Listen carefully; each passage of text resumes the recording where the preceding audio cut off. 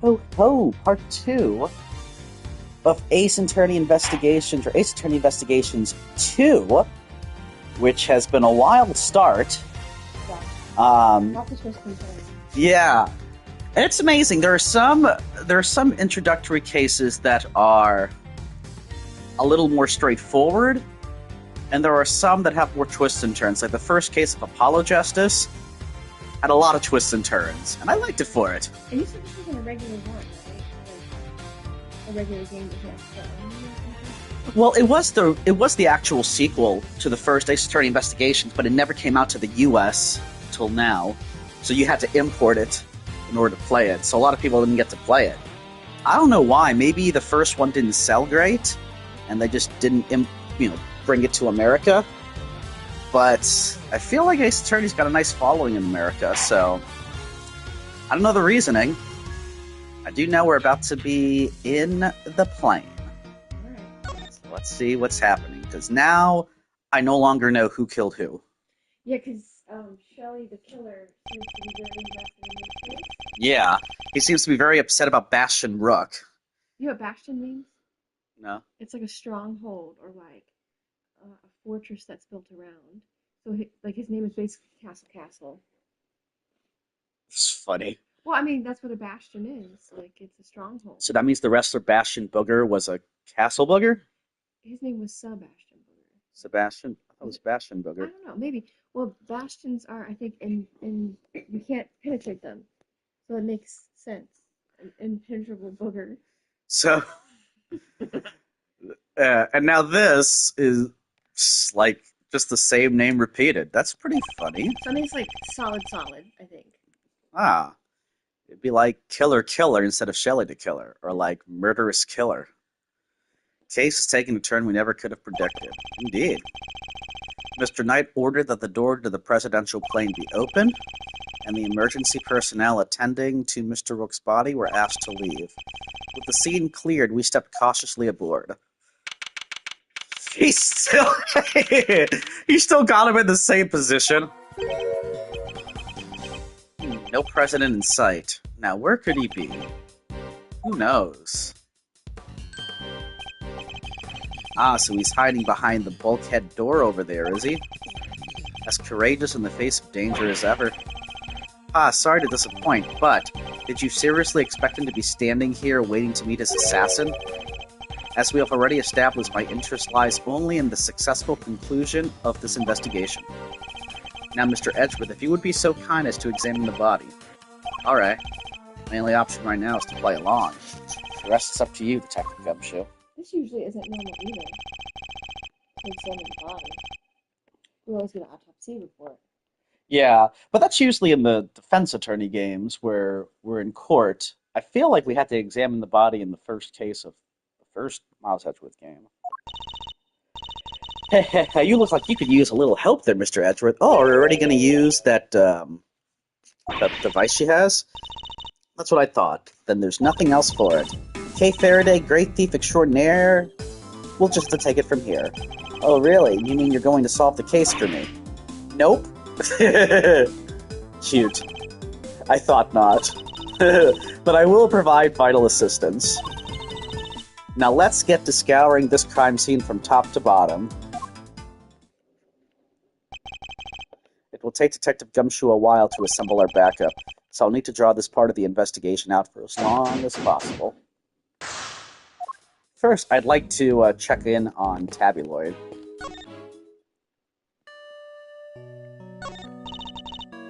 I didn't do it. I'm a reporter. I bag scoops, not souls. Then why lie about your jacket and the laser sight? I just knew y'all would think it was fishy. Is that really all it was? Please, you gotta believe me. I could never do something like this. I'd like to tell you everything will be alright, but just try not to worry too much. If you really are innocent, I'll prove it, one way or another. Thanks, Chief. I believe in you. How many times must I tell you I am not your chief? Oh, sorry, Ruffles. Clean forgot you were chief number 2. That's not what I meant.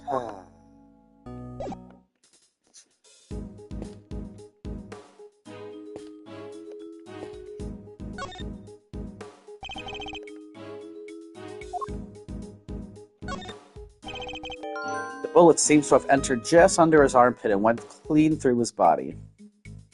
I already see a contradiction. What's the contradiction? Is that the entrance we're looking at or the exit?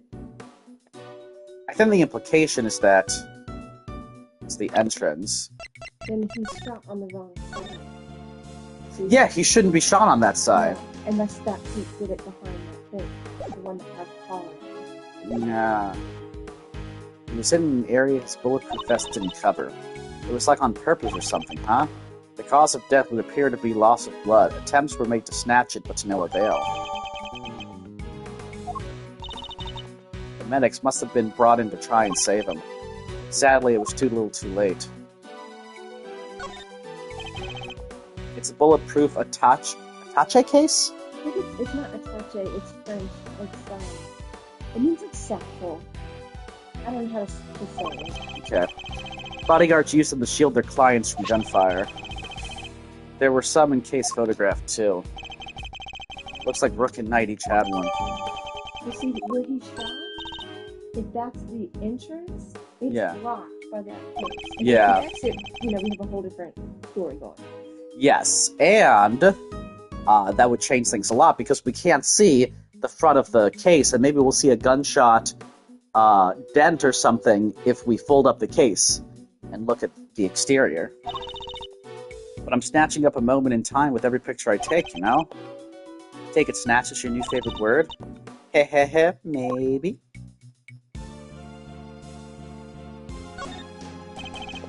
It's the victim, Mr. Bastian Rook, bodyguard to the president of Zhang Fa. He's one of the guys that brought the president inside as soon as the shooting started, which means he continued to do his duty right up until his dying breath. At least he'll get posthumously promoted. Okay, it's better to know when to say nothing at all than to end up with your foot in your mouth. What do you mean? I mean, bodyguards don't even operate on the same rank promotion system as the police in the first place. So the victim was also carrying a revolver. It looks like he was trying to use it. He probably drew it on instinct when he felt threatened. We should check to see if he managed to fire any rounds off. All there, and no other signs of the weapon having been used. Was this one on loan from Zhang Fa too?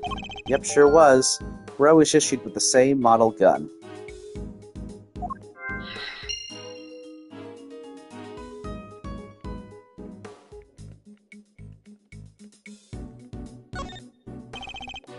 There are two large rectangles cut into the floor here. I can see hinges through the gaps. It's an emergency entrance disguised as an emergency exit. All the president will need to do is lower his rope ladder and make his miraculous escape. Which would make it an exit, not an entrance, so which is it? It's an exit, but it's used as an entrance, but disguised as an exit, yeah. I think. Congratulations, you even confused yourself. That's quite the achievement. You know what I think? I think he was shot in here. I think so too, because, see how all the blood is there and then... Yeah. Why wasn't it dripping inside? So, let's see, is there anything else? Did you do this again? Or you already did it? I did it. Let's see if there's anything here we can connect. The president was targeted during his speech, a premeditated attack. Found in the trash can, not easy to acquire in this country. Oh, wait a minute! 6-shot revolver was what we found in the trash can.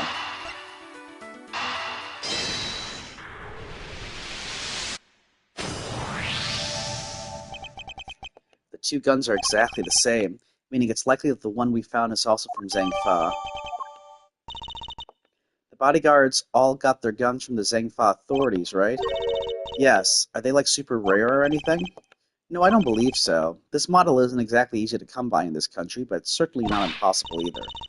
Boo, and here I thought they might be valuable treasures. Yes, it is something of a shame. Whoa, I just mentioned treasures and you actually responded for once. Look at her shocked face. I find it so adorable. I only mean to point out that if the guns were rarer, it would be much easier to trace them, which would have made them treasures of the evidence variety, I suppose. Ah, see, everything's a treasure hunt one way or another, including this investigation. You could say that. Alright then, it's treasure hunting time. On with the investigation. She certainly seems a lot more enthusiastic all of a sudden. Alright. Is there anything else? Where did it end up? I don't think you have anything right now. No. Alright, let me try talking to them. Well, first. 2 gas masks, in case of a poison attack, I suppose. The president certainly seems to think he's at risk of assassination at all times. That's right. Wow, gas masks. I've never seen one before. I've heard plenty about them, of course. Oh, from a fellow thief, I presume? No, from the Jammin' Ninja. You know, my favorite kids' TV show. Princess Murasaki was getting married, but Toxic Ninja Wolfsbane showed up to lay some sick burns. And time to tune out. Might save myself a brain cell or two. Maybe.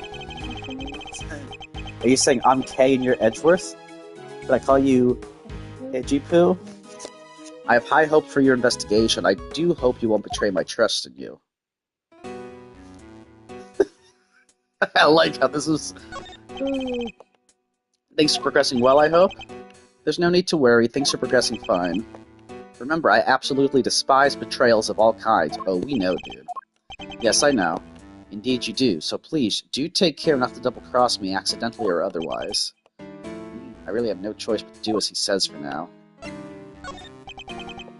Can't believe I let an assassin onto the president's plane. You know very well it was for the good of the investigation, Mr. Knight. Don't give me that. I know what you really want. You do indeed, but you heard me say it already. I wish to know the truth about Mr. Rook's death. But you did also say you were asked to assassinate the president by a certain someone?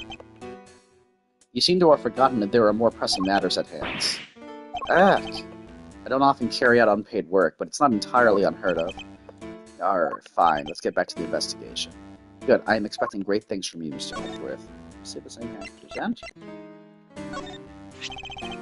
Such a frightfully blunt instrument. No knowledge or skill required.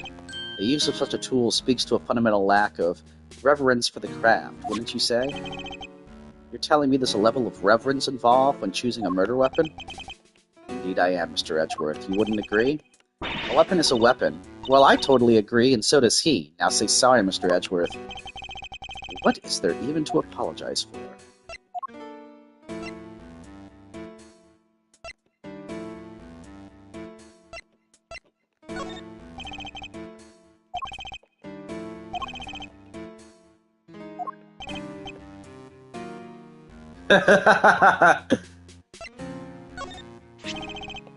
I bet not even Rook saw it coming.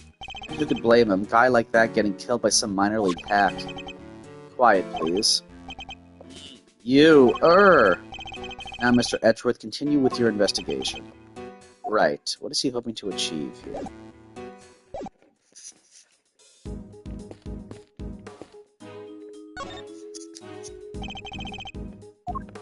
Okay, we got more stuff to do, like this lever. Curious figure of a curious animal with a curious expression is staring straight at me. And look, there's a big lever right by its butt.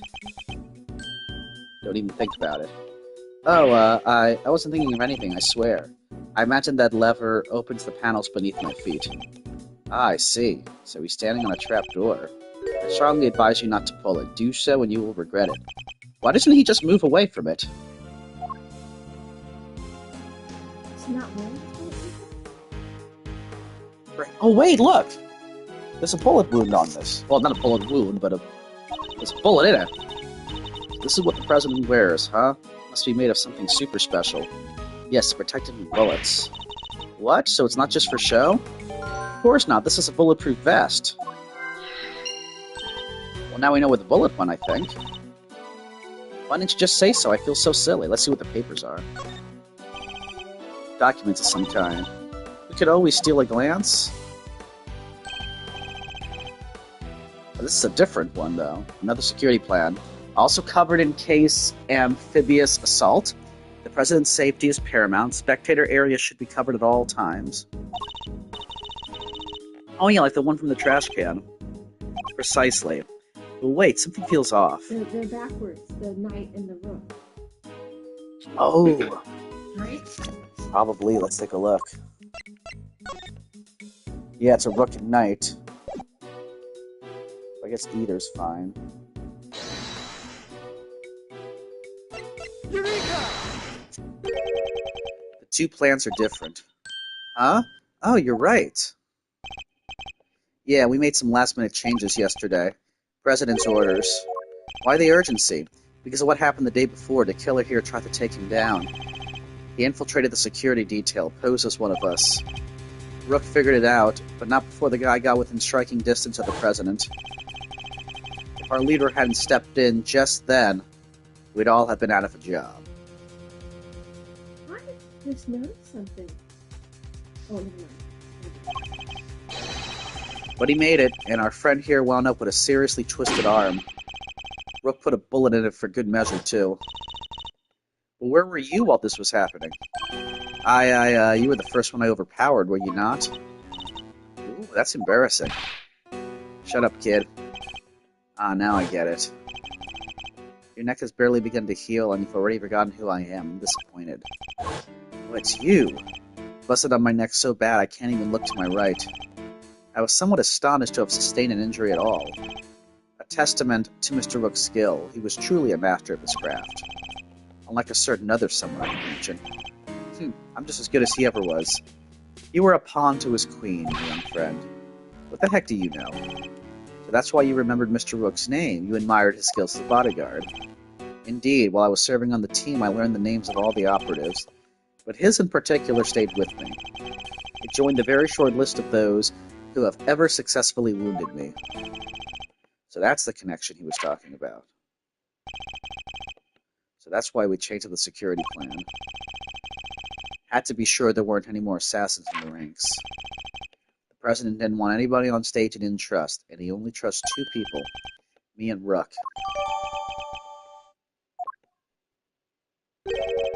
How does that explain your change of position? Oh yeah, he switched over to the right-hand side. I told you I can't turn my neck to the right. Could only cover the president's left side. So I wound up moving to the right side of the stage. So basically, president's here. He's got this side.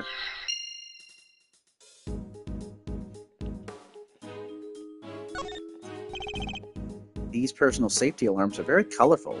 Looks like they get a lot of use as well. I like the president. He seems like a thoughtful guy. Buying these for his kids, maybe his wife too. Why would they all be here if that was the case? No, these are for his own personal use.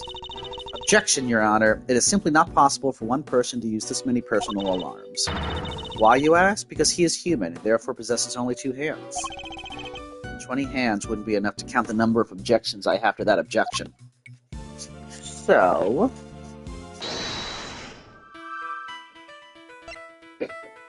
I think it's this, and this is where did the bullet end up.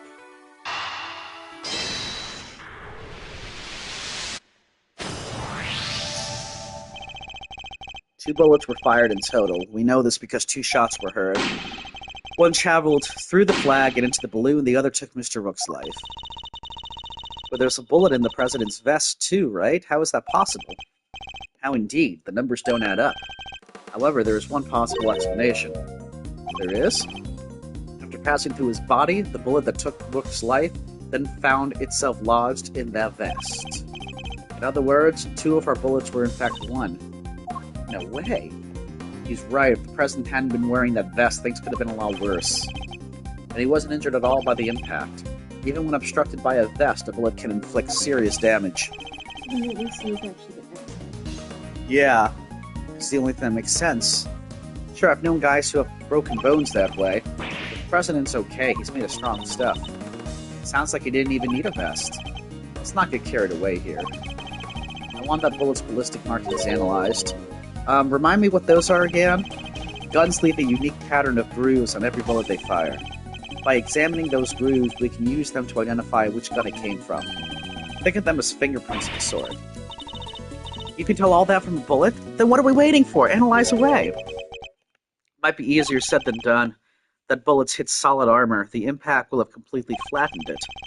You'll be lucky if there's anything left for forensics to find. What? But I was all set for some analyzing.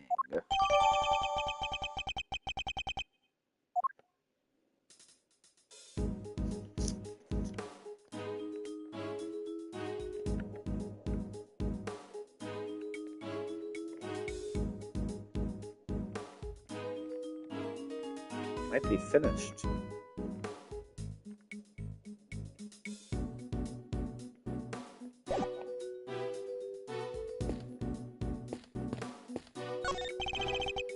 The president is on the other side of this door. What a door it is! Bet I could get the better of it, though. Get the better of it? Doors aren't there to be beaten.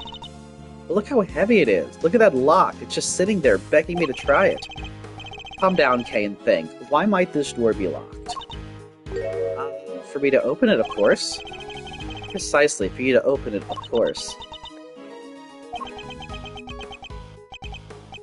Wait, what is the right answer anyway? And what is this? It's a bank of monitors displaying camera feeds from in and around the plane. Yeah, because looks like there's something in the one on the left. It's broken.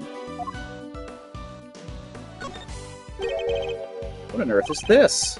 Oh, that? It's the president's favorite plushie. It's a memento of something. Anyway, don't touch. But if that's the case, then why has it been left up there like nobody cares about it? Yeah, that's pretty weird.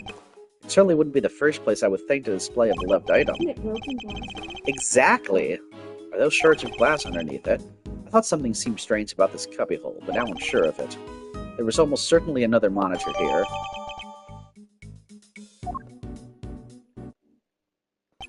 Boy, that was a lot of investigating. That's quite enough investigating for now. What is taking so long, Detective Gumshoe? Well, Mr. Edgeworth, have you solved the case? No, not yet. Is that so? Then perhaps interviewing another key witness might help you do so. Another witness? Who? You don't mean the most important witness of all, the man on the other side of the door. He really intends to have me question the president? Now, if you would be so kind as to summon him, Mr. Edgeworth? Stop right there, the killer. You're nuts if you think I'd let him anywhere near you. Well, Mr. President, I'm sure you are watching us through your security feed, aren't you? In which case, I politely request that you show yourself. That is, if you value your bodyguard's life.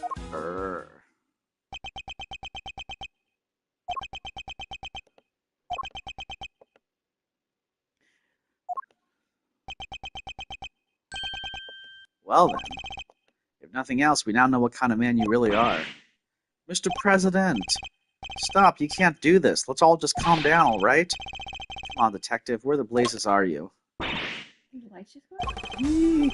The lights, what's happening? Listen well, Mr. Edgeworth. I would advise you to stay very still. It seems I will not be granted my audience with the President after all, even with Mr. Knight's life as my bargaining chip. No, stop! Eek! Okay, you won't get away with this, DeKellar. I have seen enough, and now I know the truth. Where are you? Where did you go? Arrgh.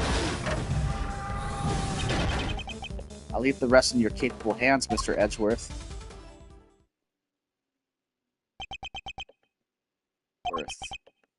Mr. Edgeworth.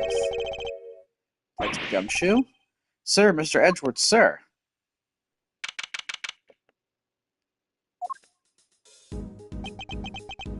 Must have been knocked unconscious.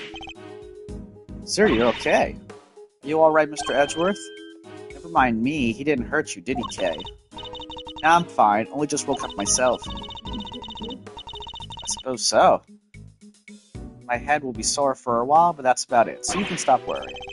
Detective, did you manage to stop the killer? Well, see, Miss Lloyd came running out of the plane and, she told us he'd flown the coop. We were too late. I'm sorry, sir. Bodyguard over there told us something, too. It seems there's an inflatable boat missing from by the window. The killer must have stolen it and rowed himself across the lake. What about the cordon around the park? I called everybody back in to stake out the plane, including the guy stationed across the water. No, so he's completely slipped through our fingers. Not the best look for the department, but yeah. Hey, Edgeworth? Mr. Knight, you're alive. Yeah, no thanks to that murderer. Oh, that reminds me, I found this lying on the ground next to you, Mr. Edgeworth. Calling card marked with a seashell. Guess he wanted to leave a message.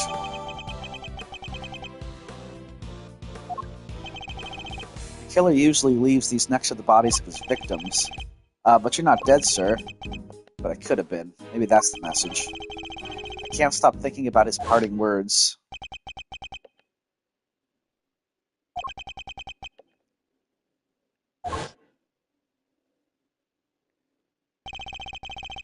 And now I know the truth. The truth about what? Roger that. I'll clear out here, sir. Over. What's going on? That was the president. He's coming out. Now?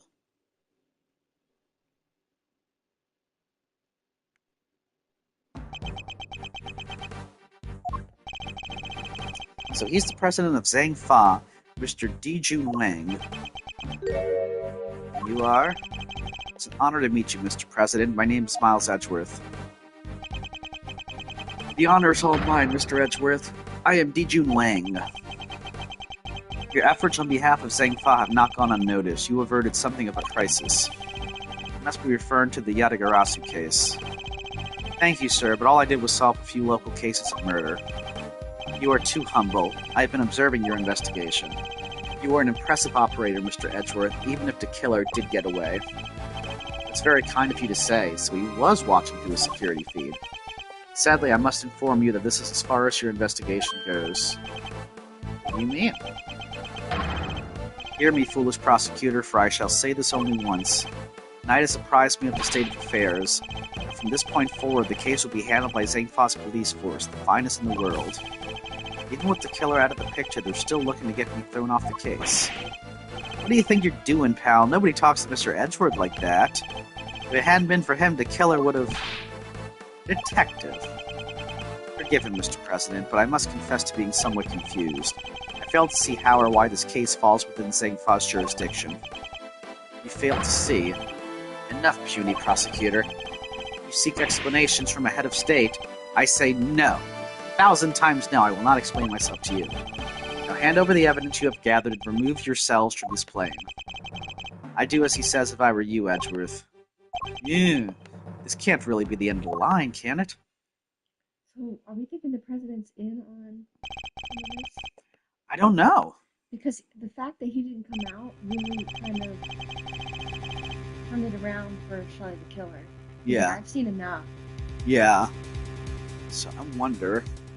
No. Something more is going on, and Shelley knows that. And when he didn't come out to save his own bodyguard, yeah, he's like, I got it, I know now. But I don't know what that means. There was quite an about face, too. You're too humble. You saved us from crisis. Yeah. Now, puny prosecutor! Like, he's like Wolfman at the beginning of the first game. Well, they're from the country of wolves. Yeah. They all hate prosecutors. Now you may leave, so all our evidence is gone. Yep. Knight detained the suspect. Yes, sir, right away. To make an attempt on my life, to murder one of my faithful servants, the effrontery, the villainy. I didn't murder nobody. Because I... Shut your mouth, Miss Journalist. Answer me this. In a world already lousy with lies, with deception, with sin and iniquity, can we stand by and suffer yet another crime to go unpunished? I say no, 1,000 times no. There can be no forgiveness, there can be no surrender. Why, you ask me? Then I will tell you. He's hiding something, I'm certain of it. If I leave now, we'll never know the truth. Mr. Edgeworth, sir. Mr. Edgeworth, there's got to be something we can do.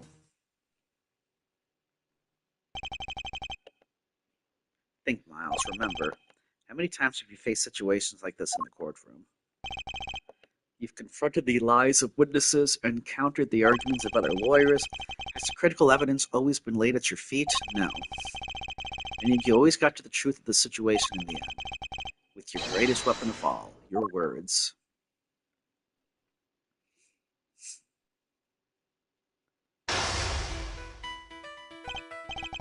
Now let us analyze the state of play. Begone, puny prosecutor, do you dare defy the direct order of the president? Yeah, he's not going with this. On your own sword. Oh, this guy. He clearly means to drown out any objection by means of pure rhetorical force. When an opponent is on the offensive, the best thing I can do is bide my time and wait for an opening. As he said himself, he's a head of state, a seasoned politician. He won't open himself up to attack easily. Can't let him bully me into submissions. I have to stay calm and alert. May be able to find the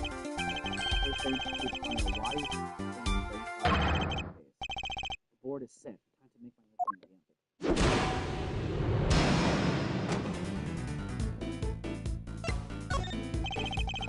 Could you at least explain to me why I'm off the table? Imbecile! Cease your insolent jabbering. I need not explain myself to you. My reasons are my own, and they are none of your concern. If I want to take this further, I'll need a clue of some kind. Let me try another tack for now. Please, about the case, did I give you permission to speak? No, 1,000 times no. I am the leader of Zhang Fa. I have no time for your insolent fact chat. I was simply hoping to confirm one basic fact. You said that the investigation will now be assigned to your national police force. I do. Now enough of your pointless questions. Huh, good boy. The interior of this plane is the sovereign territory of Zhang Fa. You have no rights here. Is that so? Could it be that our current location itself is significant somehow? I should keep that in mind. It could be a useful clue.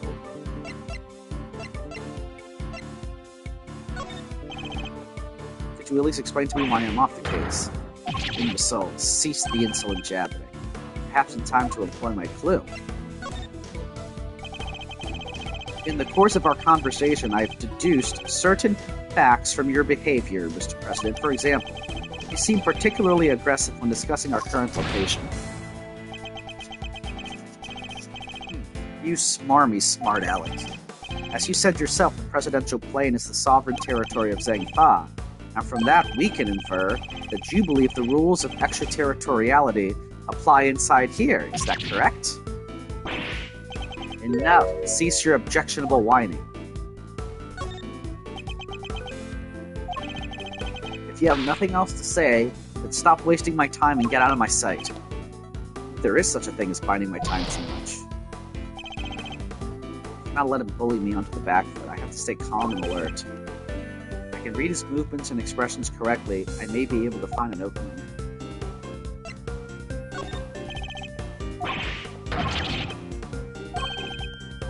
To employ the clue.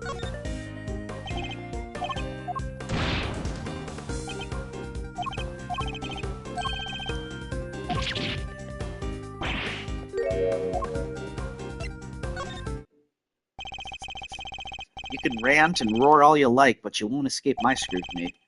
It was unmistakable. The moment I mentioned extraterritoriality, you became visibly agitated. God, this guy is like... Why are you breathing so hard? You think you're clever, don't you? Let me answer your little question. It's true. Extraterritoriality applies. Your laws mean nothing here. And why does that matter, you ask?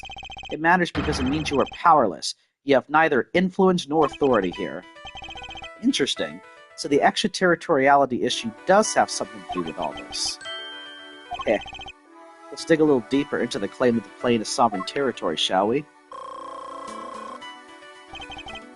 The next move will surely decide the victor. He may be the president, but nobody is untouchable. I just have to find the right angle of attack. I believe that extraterritoriality applies here, but can you prove it? Do you even understand what you're asking? Of course, if I didn't, I wouldn't ask it. Have you no shame, calling into question the good word of one such as myself?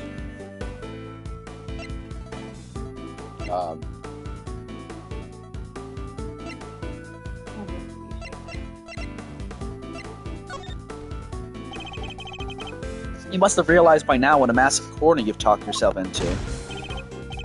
Worthless, meaningless bluster. Some pathetic ploy to buy time, perhaps? Or maybe it was a little pathetic to chime in like that.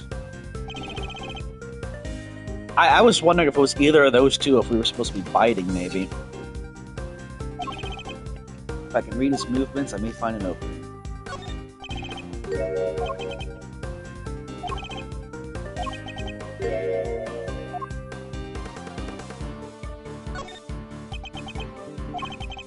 I have no more time for this. You clearly cannot be safe from your own foolishness. You needn't worry about me. I'm not the one who needs saving. That would be Miss Lloyd, the woman who is being wrongfully accused of this crime. Your chivalry is admirable, but it changes nothing. The right to extraterritoriality cannot be denied. This is Zangfa! What is that? It's 300 reference? If I want to take this any further, I'll need a clue of some kind. Let me try another tack for now. Surely you see that you have overplayed your hand. Nobody asked for your opinion. You need only obey me, nothing else. You dare tell me how to govern, how to lead? You dare contradict me? On the matter of Miss Lloyd's guilt? Yes, I do. No, she is guilty. She is the culprit. There is nothing left to debate.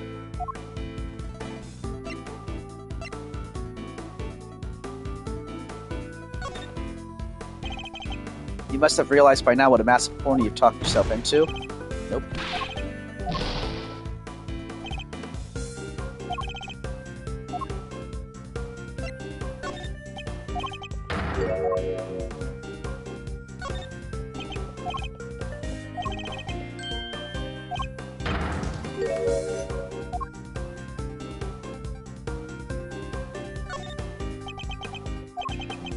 Who else could have fired from outside the plane? There was no other viable suspect. Fascinating, so he's claiming that Miss Lloyd fired at him from outside the plane. This could be a final clue. Let's see.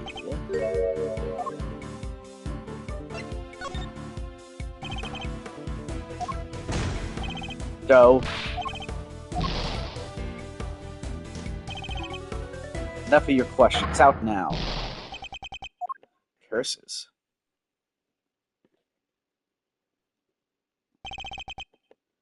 Can't give up now. Gotta keep pushing. Alright. Try this again. Alright, once more onto the reach.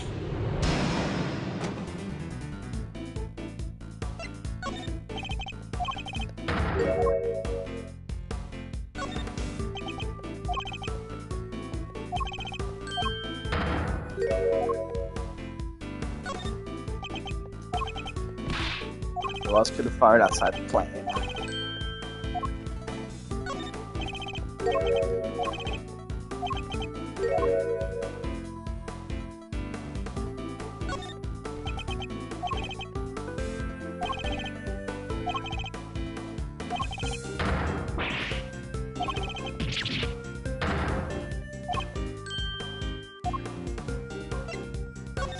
There we go. I may not be able to call the extraterritoriality of the presidential plane into doubt. However, according to you, she shot at you from outside the aircraft, correct? In which case, extraterritoriality could not possibly apply in this case. Your assertion is entirely without merit, and the detainment of Miss Lloyd cannot be justified. Arrgh! How could I have bested by a mere prosecutor? But I am the president! The president! Checkmate. I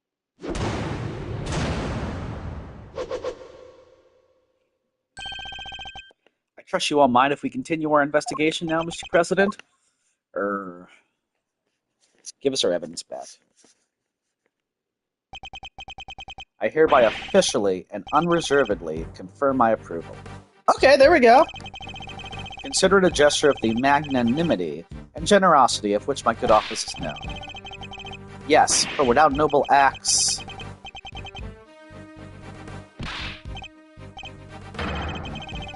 there can be no other outcome, for our goals are lofty and our hearts... People of Zangfa, I swear to you here and now, this investigation will continue. All that when he could have just said, okay, you got me? Mr. Knight, if you would care to return the evidence. Here, take it. We did it, Mr. Edgeworth. We sure did, and now the investigation can continue. Whatever, enjoy your pocket full of pawns. I'll be over here enjoying how you put them into play. Yeah, seriously. He could accidentally shoot the president. Maybe he did need to be killed up. Could be. And he shot his friend.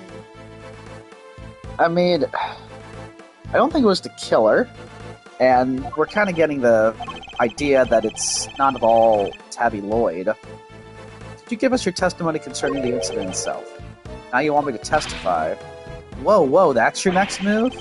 If you want the president to testify, you'll have to take him to court. All in good time, Mr. Knight. He will get his day in court soon enough. But if a person of interest refuses to cooperate at the investigative stage of the process, they are obliged to provide detailed justification as to their reasons for doing so. That's... What's the matter? Is there something you'd rather me didn't know? Stand down, Knight. I'll do as the prosecutor asks.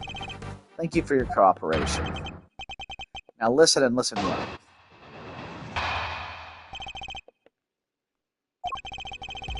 Where was I when the incident occurred? The stage, of course. Suddenly, Rook and Knight jumped in front of me. Then bang! A shot rang out and a plain, unblemished balloon of red exploded nearby.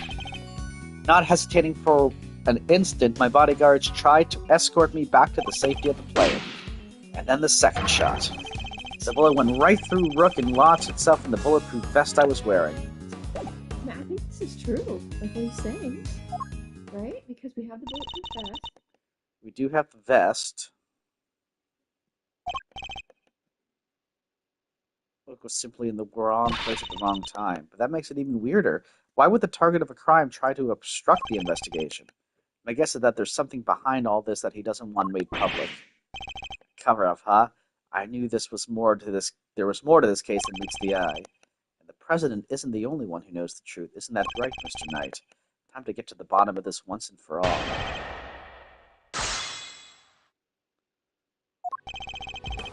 Well, here's the thing. I feel like... Well...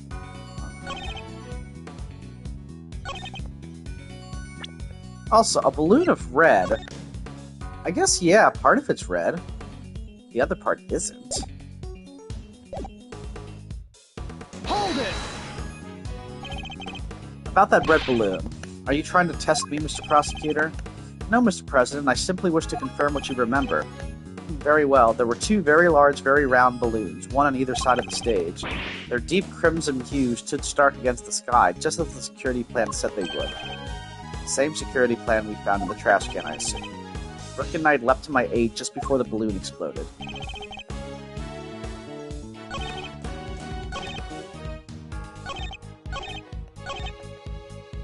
The thing is, it's not red. Look at the safety plan.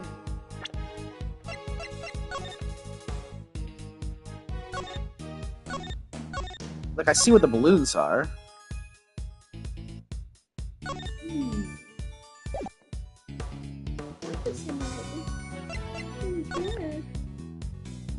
Look, the other part is gray, and that's the part that's up, you know? Try it. Objection! There we go. You say it was a plain red balloon that burst. I never saw the girl who passed away. I never saw her or her red handkerchief. Yeah. Thank you, Prosy D. But I strongly beg to differ. What? Take a look at this. I think you'd agree that it's hardly plain, wouldn't you? Is he about to throw up? What? Who is that? Mr. President, meet the Steel Samurai. I would have hoped you might recognize him. Especially if you were hoping to ingratiate yourself with the people of this country. Yeah, you need to watch the Jammin' Ninja, too. He's amazing. So you see, the balloon that was struck by the bullet was anything but plain. It was, in fact, of the Steel Samurai. But the briefing mentioned two plain red balloons. And there they were, right on the security plan. They do look pretty plain, don't they? Just simple round balloons. Knight, what is the meaning of this? Explain yourself. Yes, Mr. President. It seems the steel samurai balloon was borrowed at the last minute, sir. Borrowed. That's what we were told. Guess they only reported the incident to us bodyguards, though. Seems there was a little trouble here on site last night. One of the original balloons burst somehow, so they swapped it in as an emergency replacement. Yeah, one of the stall holders happened to have it. From what I hear, he was more than willing to lend it out. A very happy-go-lucky kind of guy, they said. It might be.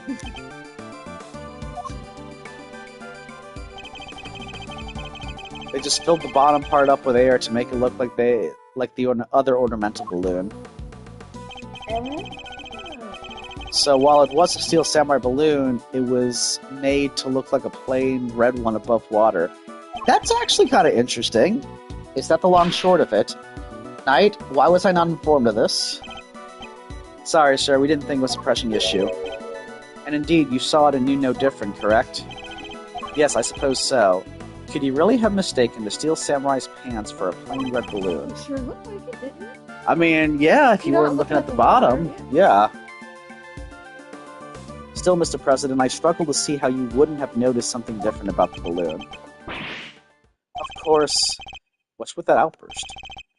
Now I remember, I could barely see the balloon. Couldn't see it? That's right, the wind was blowing too hard. The flags to the side of the stage were flapping incessantly and blocking my view. Is that so? Yes, those two flags. They were being blown back toward me. That would have been a strong wind blowing right around the time. Nope, that can't be. Can't be right. Is the flag blowing over the shots? Yes, exactly. Yes, it does conflict. Thank you, Mr. President. Your testimony has revealed yet another contradiction. It has? Yes, a contradiction that could turn this entire case on its head. When I arrived on the scene, the wind had died down and the flags were resting calmly for the most part. But if the wind had previously been blowing the flags as the President describes, a certain piece of evidence suddenly takes on a very different meaning.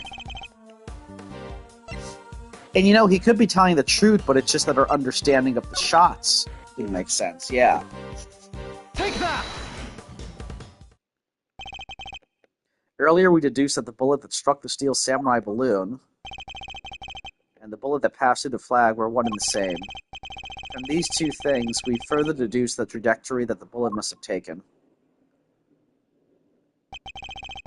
And we concluded that our shooter must have fired from the left side of the spectator area.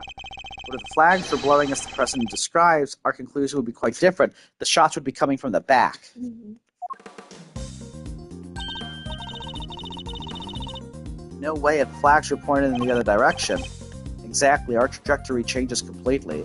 So right now, nothing the President says has been a lie. It's just, changed our understanding, which makes me wonder, did he do anything really bad, or what?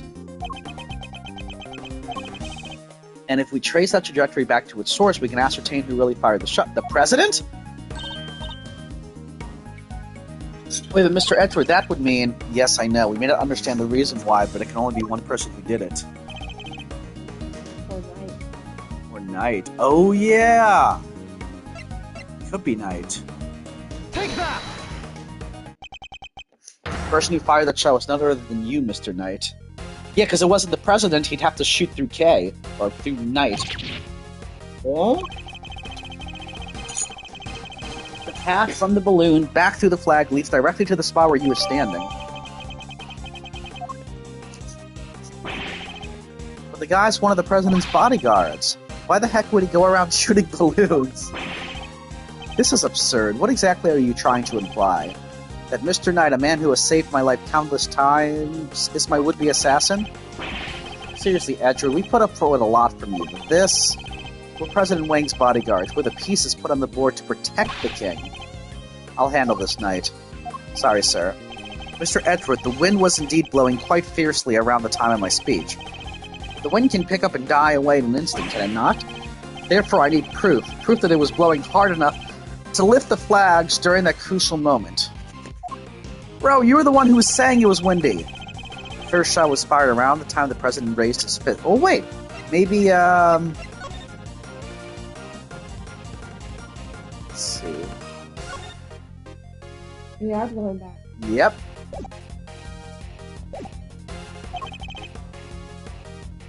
Oh, we got that. Take that! Your proof is in this picture right here. Thanks, Kay. This should be good. Which picture? Where?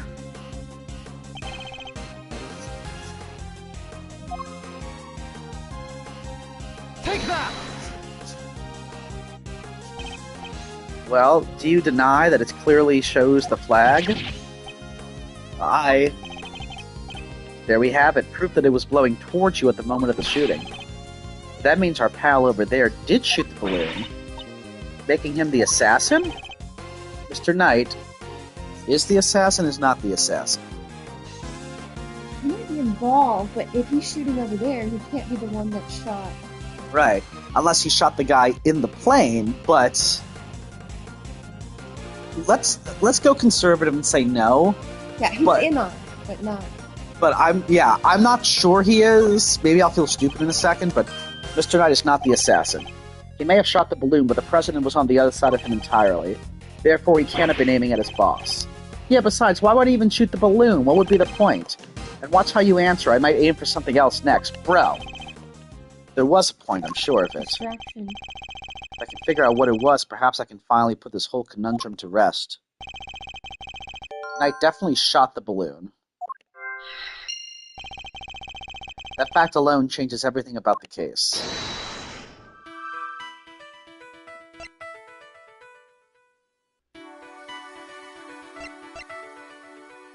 Wait a minute, though. He was moved. Shot the right side balloon. And he was moved.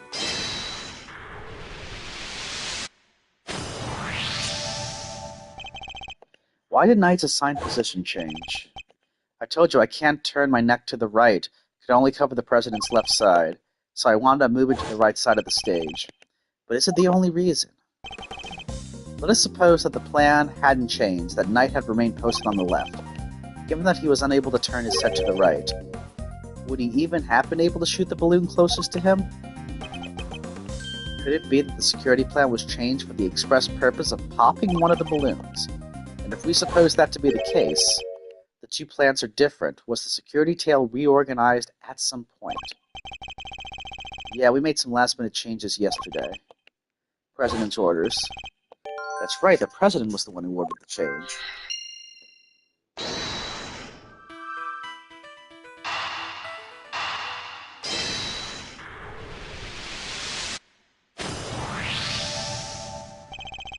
If I'm reading this right, the president knew in advance about the balloon shooting, which means he must have had foreknowledge that he would be in someone's crosshairs today as well. And if that's true, then everything else that's been bothering me falls neatly into place. I'm not sure how everything falls into place yet. So maybe But Knight was actually supposed to kill the president because he was supposed to fire right on a cue of something. But maybe the balloon was a distraction. I'm not quite following it either, because if he was on the other side, he would have shot the president. yeah. And But like, why would he still fire knowing that he wouldn't? and why would he cover for him if he had suspicion about him?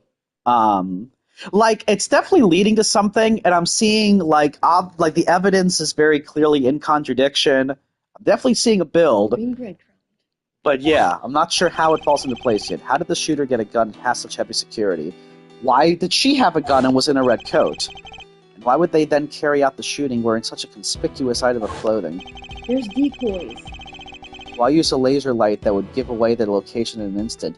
You know, I always see that in movies. Like, one of the things in movies is that the laser light doesn't work in real life because you're giving away everything. You're showing exactly, like, where you are. That also means that you hit the target. But they had the president in the forehead. Yeah. Which, if they had pulled the trigger on that, would have absolutely have killed him. Yeah, because somebody was pointing something at his forehead. So I think maybe somebody paid Tabby Lloyd to do it, to point the laser on him, maybe as a publicity stunt. And maybe it's the president's publicity stunt, you know what I mean? To make him look fiercer. Yeah, but he's being... I don't know. And maybe the other guy didn't want to go along with it, so they killed him. I don't know. I don't know. I think Tabby Lloyd might have been paid to point that laser on his head for a bigger scoop or something like, ooh, someone tried to assassinate the president, and I'm here to cover it. How did the president suffer no injuries at all despite a direct hit to his vest? And having a laser pointed on his head. Those are the questions the Knight and the president don't want us to consider. There was only one possible reason for Mr. Knight to have fired his gun. To create the illusion of an assassination attempt. What? Huh? Idiot, you do understand what you're saying. Oh, I understand all too well. I understand everything now. Yeah. Most of all, I understand why you were so keen to take this investigation off my hands, Mr. President. You wanted your real plans to remain hidden. How dare you speak to me that way? Is this some sort of sick joke? But Shelley the killer was asked to actually kill him. Yeah, by who? That we don't know yet. Oh, it's no joke, I assure you. It is simply the truth, as revealed by the careful application of logic and reasoning, nothing more. The first shot was fired by Mr. Knight with the specific intention of hitting that balloon. The sounds of gunfire and the bursting of the balloon were guaranteed to cause a panic. And then he fired again. He did? Yes, he fired 2 bullets, both of which were aimed at the balloon. As for why he did so, it's because the second shot was designed to create the impression that the president had been hit. So then what's the deal with the one in the vest? I'm willing to bet that bullet was planted there long before the shooting ever occurred. Heh so Mr. Heroic President didn't take a bullet after all. That's not true, I was shot, I tell you. So many bruises on your heavily masculine body that you get bursting through your purple suit. I know. We'll be able to verify that for ourselves once we take a closer look at the bullet. At the very least, we can expect to find traces of Mr. Rook's blood on it, correct? Really? Yep. We were trying to figure out if a bullet went through somebody, and I tested it to see if it had, because I was like, oh, this must be, I don't know. It's kind of a weird case, but I had a bullet end up in a backpack, and it just stopped. It was pristine. And looking at it, like, full on, you couldn't tell. And I was like, I know how we could tell, and we tested it for blood, and sure enough, it had blood on it.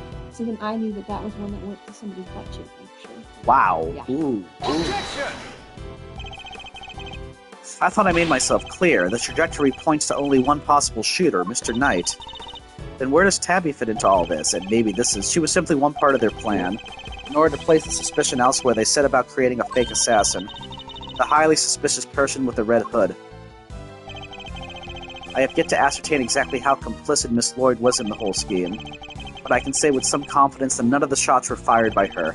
I suspect her only job was to point a laser sight at the president. Boom! There you go, babe. That's right! Then I was tasked with turning your jacket inside out the moment the crowd flew into a panic, yes. Thus making the mysterious red-hooded shooter disappear in the blink of an eye. Then, when the gun and the security plan were later found in the trash can, it would have all appeared to have been the work of an assassin so skilled they could vanish into thin air. And then the case would have gone cold. Exactly what our friends here were hoping for. Makes sense now why they wanted you off the case. Indeed, because the entire affair was a cheap ruse perpetrated by the president himself. We don't know who killed the dude, though. Right, but maybe he's just not in on it. Yeah. Whoa. Lady? Oh my god, what? What?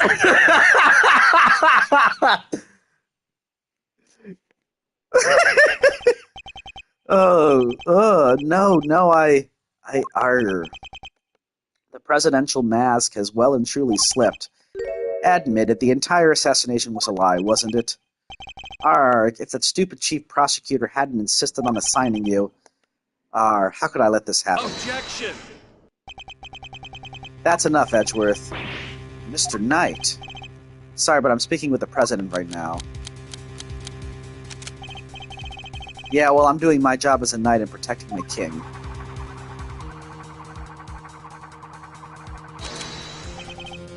So go ahead, keep running your mouth. Perhaps it would be better if we stuck to threatening each other with words. He wouldn't. Would he? Nah, I don't need this thing to shut you up. Alright, my move. Question. You claim I fired my gun from on stage. How do you figure I did that in front of a crowd of thousands? You're blocking it with your satchel. Exactly. An excellent point. Time for my counter move, I suppose. You had a certain something that allowed you to conceal your actions. A certain something, huh? Mighty specific. There's a picture of him holding it.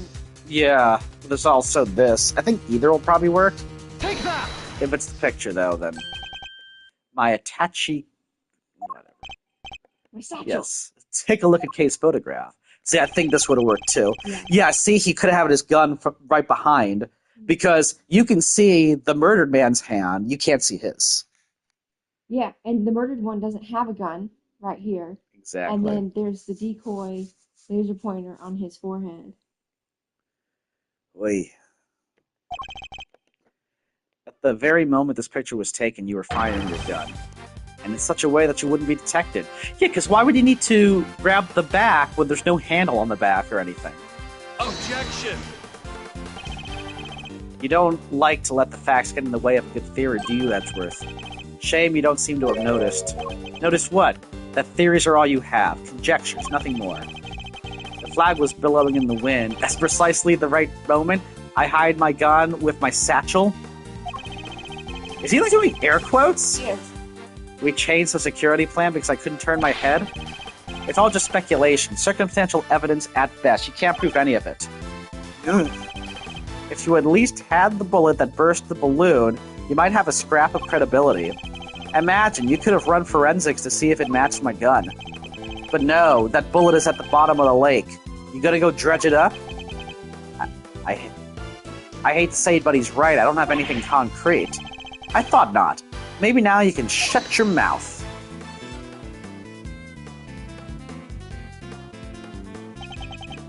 Miss Lloyd? Miss Lloyd said hold it.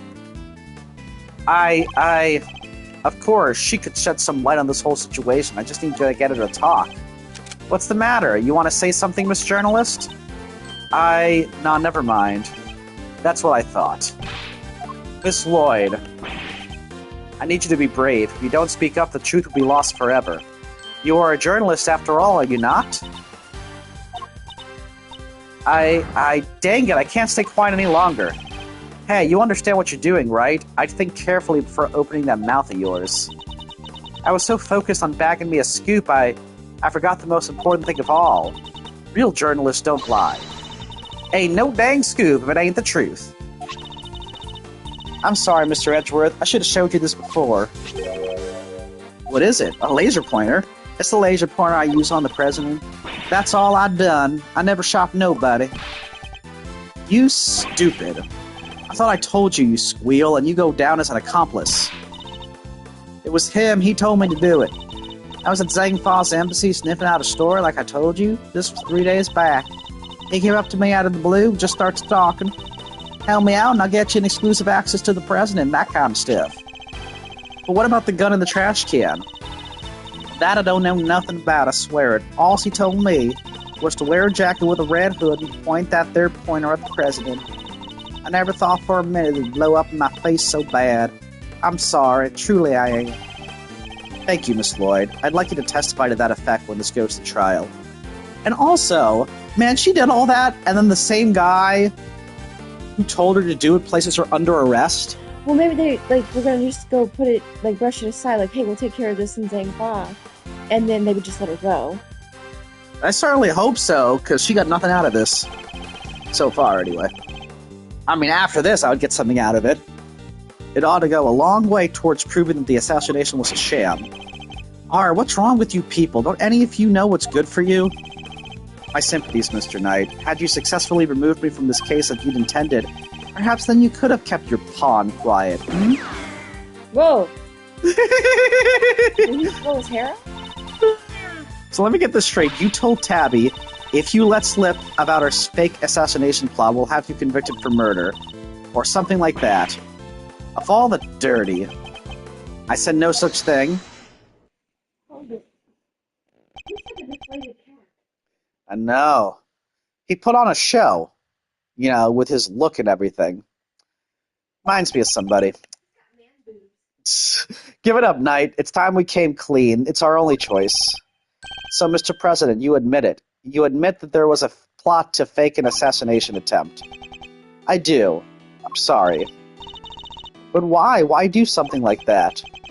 My popularity has been on the wane back home. I thought surviving an attempt on my life might give me the boost I needed. I know what we did was wrong, so yes, it was all lies, all of it. And the bullet in the vest? It was planted ahead of time. It wasn't hit by anything today.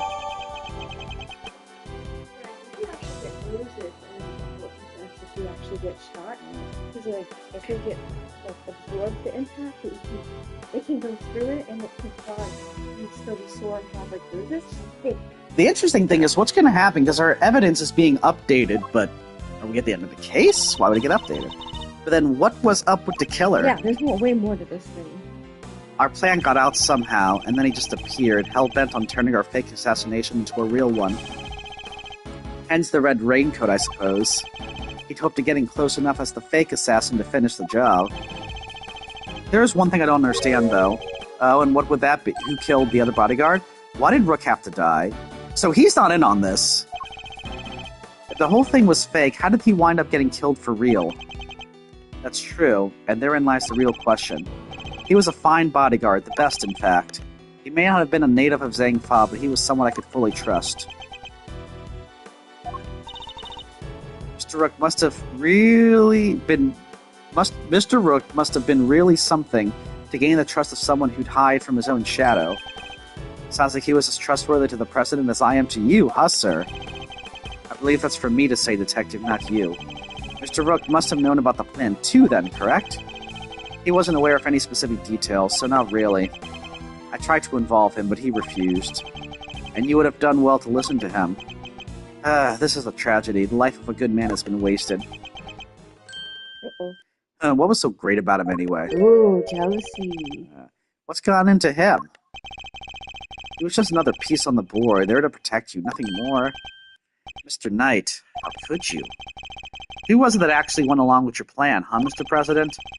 Well, that pious coward backed down when you needed him to step up the most.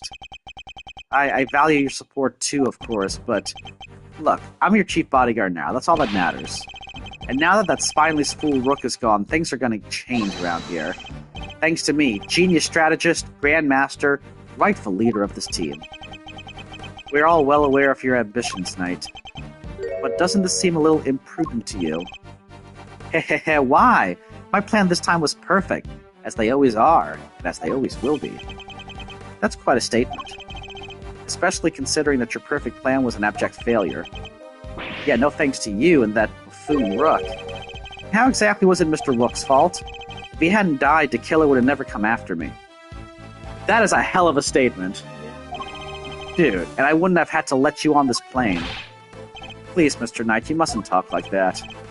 Fine, the guy died protecting you, Mr. Wright. I'm sure... Mr. Wright. Mr. President, I'm sure that's just what he always wanted. But did he die protecting the President? I have questions about that, too. Yeah. Wait, I thought the whole assassination thing was fake. Oh, come on, do I have to say everything twice? We planned a fake assassination, but somebody else came along and tried to make it real. 2 shots were fired, remember? Like you said, Edgeworth, one of them was the bullet I shot through that balloon. But the second, that wasn't me. Oh, really? Then who did fire it? The real assassin, but not the killer. His plan was to come after the President with a knife. Yeah, he likes it personal. Yeah. No, the most likely suspect here is the piece cowering quietly in the corner. Our lily-white queen over there. What? Miss Lloyd? Again with this? I'm not your danged assassin. She's sweating hard. Ugh.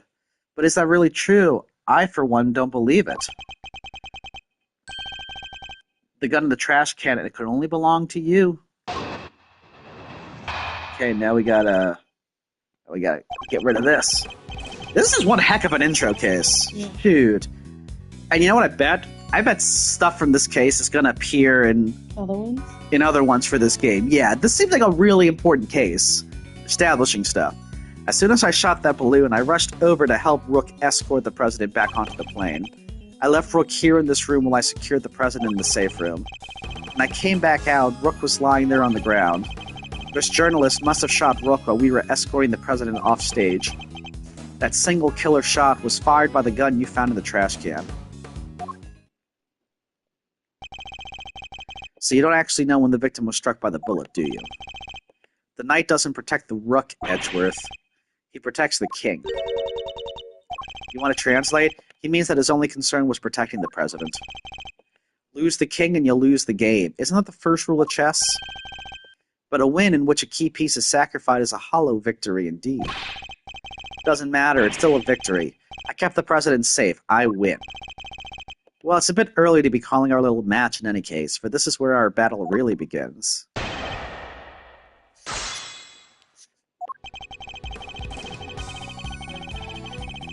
Hold it! The victim really didn't take part in your little plan then, did he?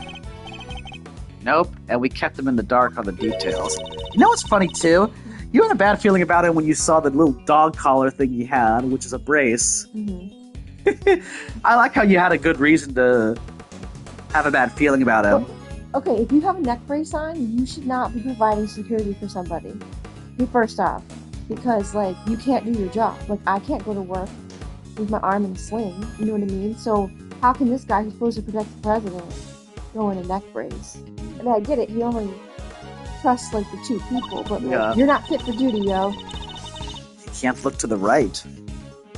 But wait, he must have noticed that the shot came from right next to him. Maybe he did, guess we'll never know. And even if he did know it was a sham, he still had a job to do. He still had to protect his king. And he was able to make a judgment like that in a split second. Impressive. He really was as capable as they say. Not so capable that I couldn't read him like a book. And I made it so he had no choice but to go along with our little performance. Hold it! Why do that? You and the president both knew the whole thing wasn't real. But it had to seem real. There were people everywhere. It's not a good look, right? Imagine if someone had spotted the man who had just been shot at, hanging around in this plane, sipping grape juice like he didn't have a care in the world. And what was the victim doing during all this? Who knows? I was in the safe room, like I said. Anyway. Do you think that the Rook could have been the one who hired the killer? And that's why he's upset? Because his client got killed? He's saying he admires him for his ability to take somebody out. Right. But, like, I don't know, maybe Rook's his brother. Or maybe... I don't know, we'll see. Hold it! We'll see. Where on the ground, exactly? Right where he is now, in the middle of the floor. The door to the outside was shut, though. Guess the bullet must have hit him right before he closed it. And thanks to his little blunder, my whole plan fell apart. Mr. Knight, you mustn't talk that way. He may have kept you safe, Mr. President, but he isn't here now to save your good name. I call that dereliction of duty. What would you call it? An honorable try, which is more than what you'd give, I'd say. Sorry, but that's just how it is. Hold it! Weren't you and Mr. Rook both carrying bulletproof satchels? Yeah, opened them right after Rook spotted the laser sight. We moved into covering positions and used them to shield the president. So the bullet that hit Mr. Rook traveled through a gap in that defensive shield. Do you really believe Miss Lloyd to be that skilled a marksperson? No, she was aiming for the president. It makes her a lousy shot. So it was pure coincidence that Mr. Rook was hit. And the bullet simply happened to find its way past your satchel and through the gap in his vest. Seems crazy to me too, but the facts are the facts. It was a shot in a million and the shooter hit the bullseye, and the proof is in your hands. Hold it! So the second shot had nothing to do with you. Right, that one was fired by your little friend. Imagine the scoop she'd have bagged if it had hit its mark. I'm a journalist, you hear? I don't make facts, I report them. Yeah, a journalist who signed up to a fake assassination plan in the hopes of getting a story. That's not... Look, I'll admit it, I set the whole thing up. and your role was to aim that laser pointer at the president. It's not my fault that wasn't enough for you. You were the one who decided to bring a gun to the party. Who knows? Maybe you thought if you kept on shooting, you could shut me up But too? that gun is from Zhang Fa. Exactly. It's not from Zhang Fa, right? Yeah. Although Edgeworth did say, even though we doubt this is what happened with her, she did say that, or Edgeworth did say that it's hard but not impossible to get that. Yeah, basically implying that Tabby also had a gun on her. Beats me where she could have got one from, but hey, this entire testimony is pure conjecture. He can't prove any of it. You're right, let's hit him with some cold, hard, undeniable evidence.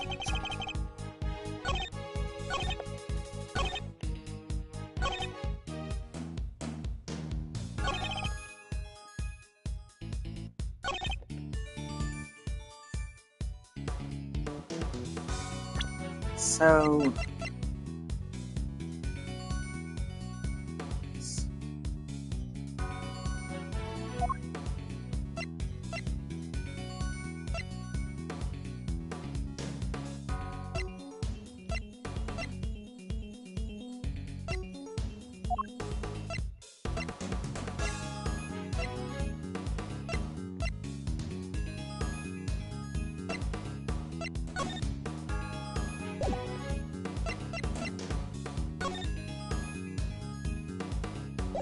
Don't we know? Go to the gun with the laser pointer. Isn't there 2 missing? See, there's 2. Present that, because it's not. Ah! See what's that.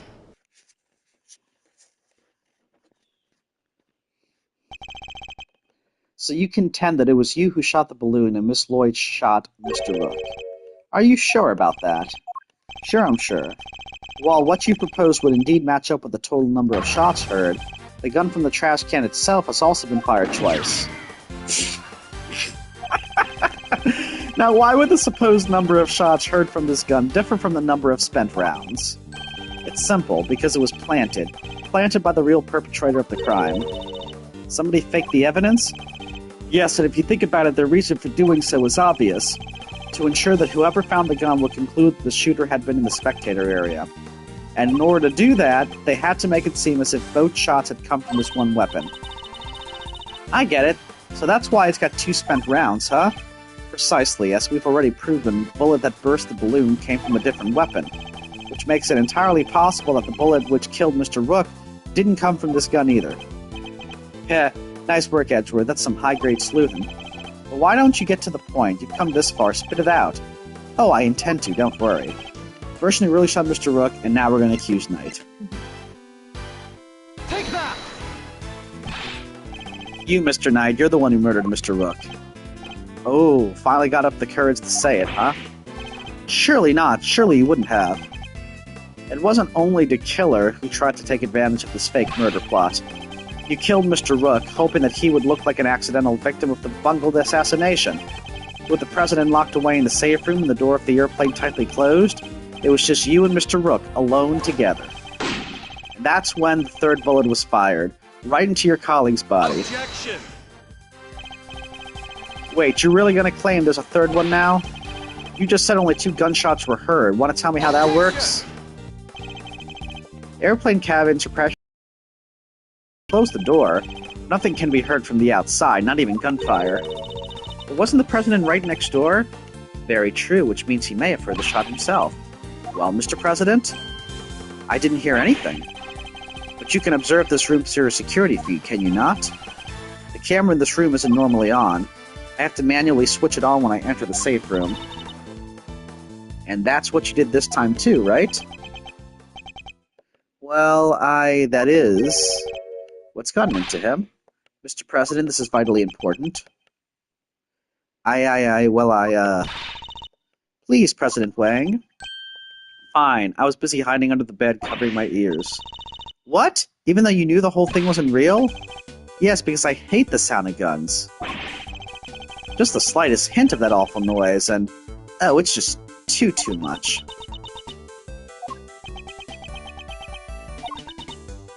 Oof. That there's sadder than a pot of overcooked crawfish. Ahem.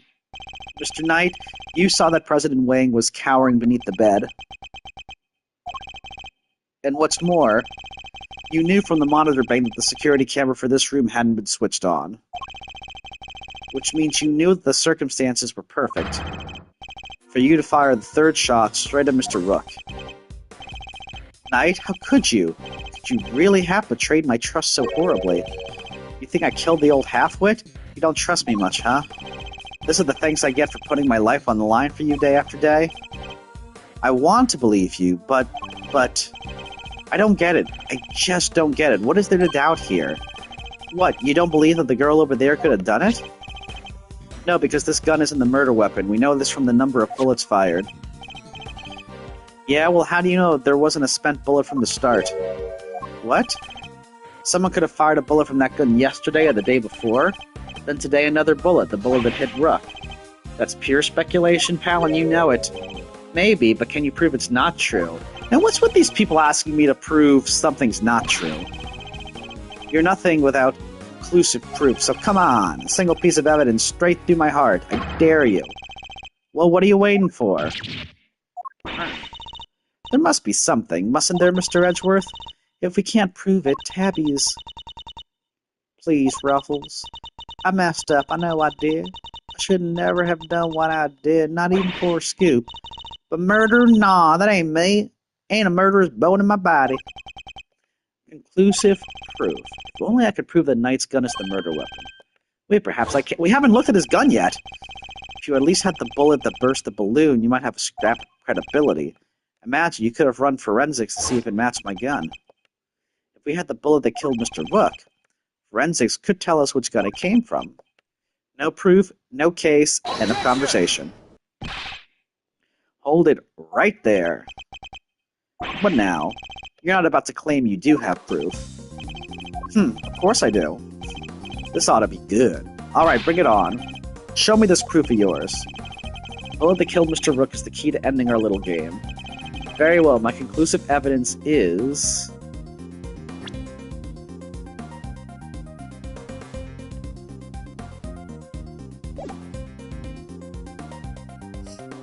You ever take the body out? I don't know. Not in my possession? Not currently in my possession. Alright then, thanks for playing, folks, but that's game over. However, it is here in this room. What? As we know, the bullet that killed Mr. Rook passed through his body, but where did it end its journey? Perhaps we should cast our minds back to an earlier conversation.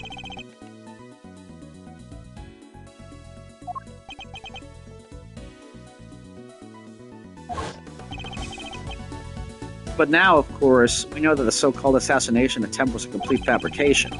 The vest was prepared in advance, made to look as if it had been hit by a bullet. Which begs the question, where is the real bullet? I like it, a twist. This is good stuff, Edgeworth. Come on then, don't keep us in suspense.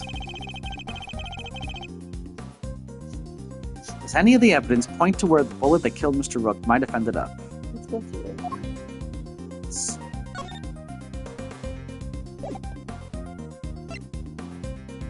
Oh! Oh, into the monitor! Take that! There's something very clearly missing from this room. Yes, Prosecutor with some common sense. I love how it's right behind him, too. Mm-hmm. Perfect. Take a look at the bank security monitors. Oh! I see you've caught on, Mr. President. Splendid. There are screens here showing views from all around this plane. Inside and out. The only external angle not covered is the right-hand side of the aircraft. And that's because one of the monitors is missing.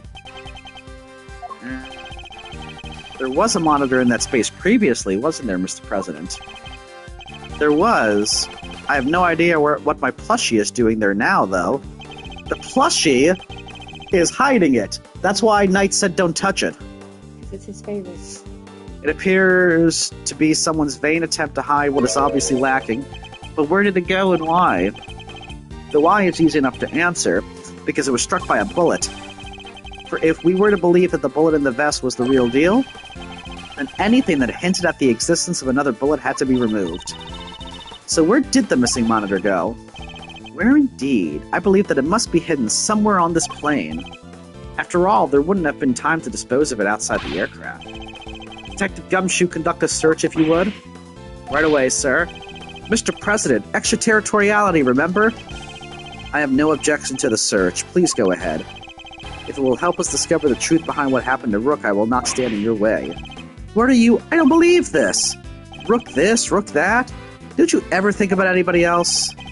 The search has been authorized, Detective, if you wouldn't mind. Sir, I found the monitor.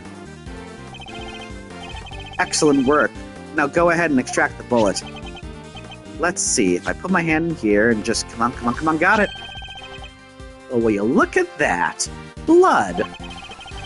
This is the bullet that killed Mr. Rook. There's no doubt about it. And there you have it, Mr. Knight. A single piece of evidence you requested straight through your heart. Even you must now admit, if this bullet didn't come from the spectator area gun, then Miss Lloyd cannot be Mr. Rook's killer. What, no pithy comeback? Detective, have forensics analyze the bullet for striations and compare them to the gun we found. Yes, sir, we'll get the evidence you need. You can count on it. All right, let's hear what forensics has to say.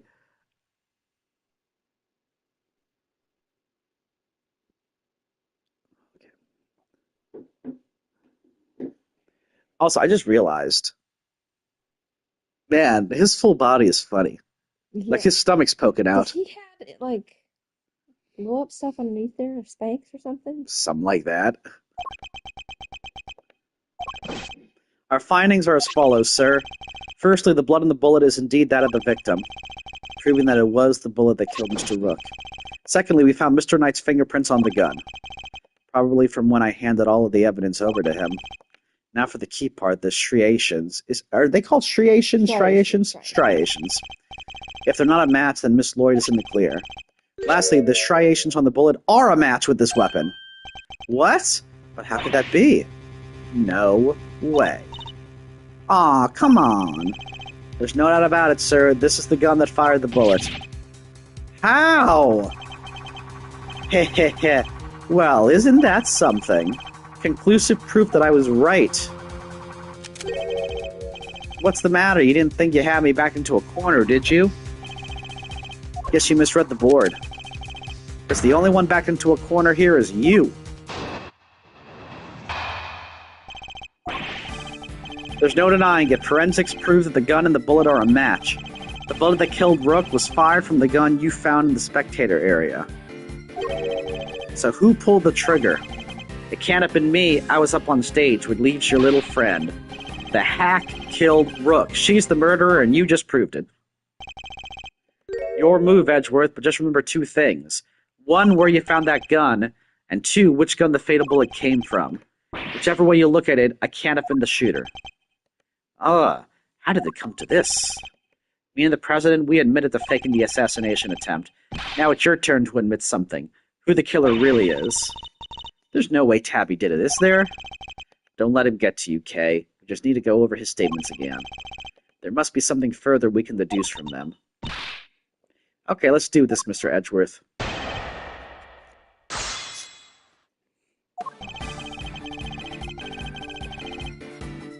Hold it! No, that's... What was it you said? The forensics would back you up? Ugh. How does it feel to be shot in the chest by your own conclusive proof, huh? Not so good, I imagine. Bullet and the gun are a match, Mr. Edgeworth. That kind of has to mean that Tabby pulled the trigger, no? Even so, I simply cannot accept that. But sir, there's no denying the evidence. There isn't, so what am I missing?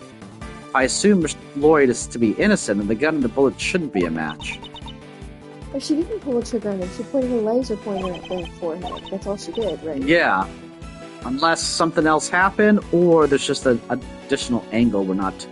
I was just thinking, if the evidence points to something that doesn't seem possible, then maybe there's something wrong with it. You're asking me to call the evidence into question? Well, there's no way Tabby did this, right? So if the evidence says that she did, then the problem must lie there. You seem very sure about this. Call it my great thief's intuition. Intuition, huh? Still, she could be right. I simply don't believe Miss Lloyd to be a malicious liar, which means... as someone who believes that evidence is everything in court, the irony is not lost on me, but... if I were to call a piece of evidence into question, it would have to be... gun, bullet, neither of them.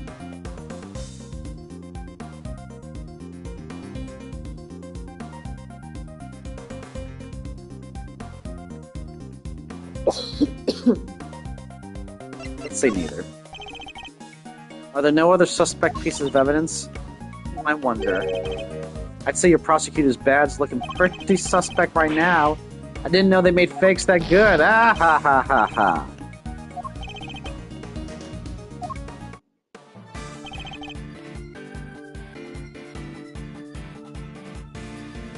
Hold it!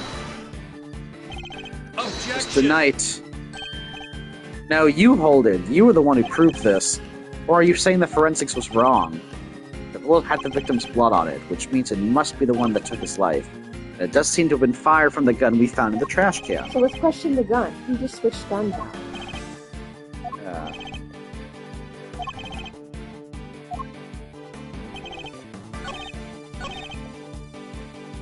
Hold it! Objection!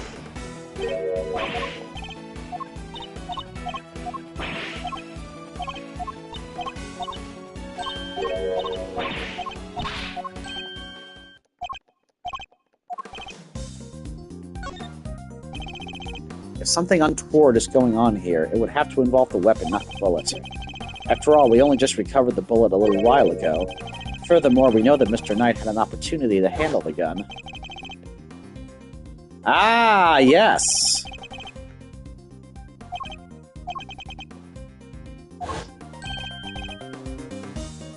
Indeed, he had ample opportunity. There's no doubt that this gun is the weapon that was used in the crime, which means it must belong to... him? Yeah. Take that! The gun belongs to Mr. Knight. He switched them around. That has to be it.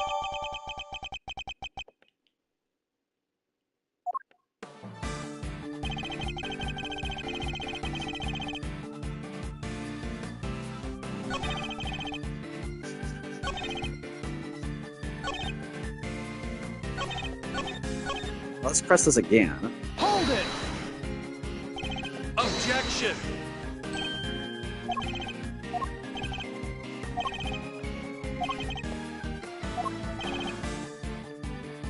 Your face has with a picture.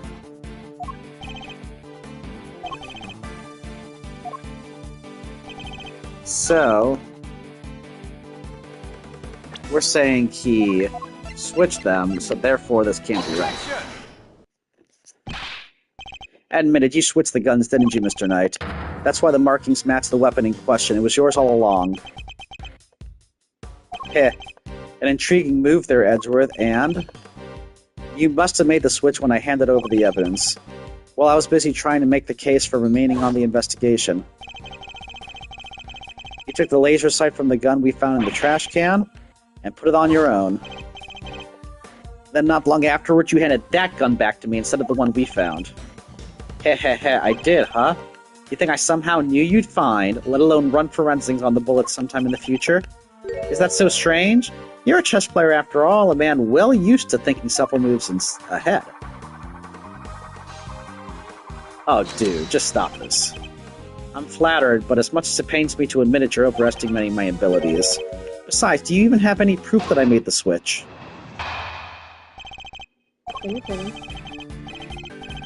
The gun is the same model as mine. Weird, sure, but it's just a coincidence. And look, there's a laser light attached. Also, take a good look in the cylinder. 2 spent bullets, just what we'd expect to see. What proof do you have that I switched the original out for mine, huh? None, that's what. You say I'm overestimating your abilities, you surprise me. What can I say? I'm a modest guy. More modest than you, that's for sure. Everywhere except at the chessboard, that is. Well, I don't see a chessboard here, do you? Shame. Still, guess that gives you a nice excuse. I didn't mess up, I just didn't have the right evidence. I don't think I'll be the one making excuses. Rather, I didn't mess up, they just got lucky with the evidence will be your excuse, I'd imagine. press his fourth statement first. It's a good case. It's pretty intriguing. It's very intriguing, a lot of twists, and this, it almost seems like out of this whole huge thing, his pettiness killed Rook. My assumption so far.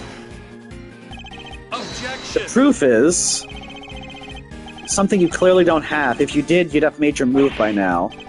We do so have proof, right, Mr. Edgeworth?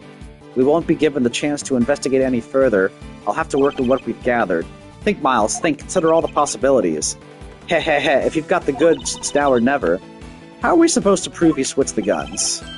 Unfortunately, we don't have any direct evidence of his wrongdoing, but that in itself is proof of a kind. Because otherwise, the striations shouldn't line up like they do, right, sir? Right, we must carefully consider and infer what we can from the evidence he brings up in his testimony. The truth is in there somewhere. Hold it. A coincidence, you say? Or was it a necessity? It can't be both, pal. Sure it can. We bodyguards need to protect the president. And the girl needed to use a gun, but she probably doesn't know a whole lot about them. It's not so far-fetched for her to pick something she's heard of that will also happen to use. Okay, but why a revolver? Why is that your go-to gun? It's probably something to do with its ease of use. No spent casings to chase down, for example. Exactly, the perfect tool for a job where you can't afford to fail, or don't know what you're doing. Still, coincidence, necessity, it doesn't make a whole lot of difference either way. And look, there's a laser sight attached. Cool. Because you swapped it on there. Put up or shut up, Edgeworth. Where's your evidence? Well, that is. Don't go making accusations you can't back up. Or did your daddy never teach you that? As it stands, the facts are in my favor here. Not if I fingerprint it.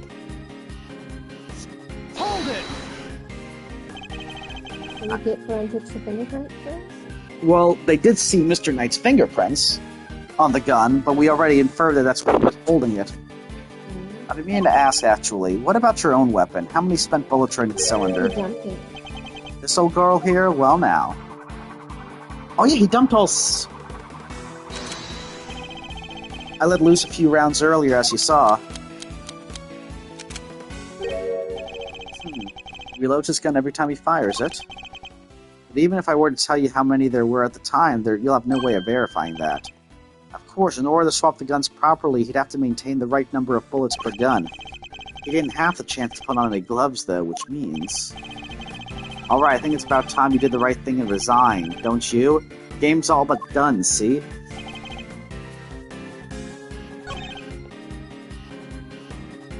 So, it's gotta be something here. So, hold on. In order to swap the guns properly, so he reloads his gun every time he fires it. But even if I were to tell you how many there were at the time, you'd have no way of verifying that. Of course, in order to swap the guns properly, he'd have to maintain the right number of bullets per gun. He didn't have a chance to put on any gloves, though, which means his fingerprints would be on it. On the bullets. On the bullets. Okay.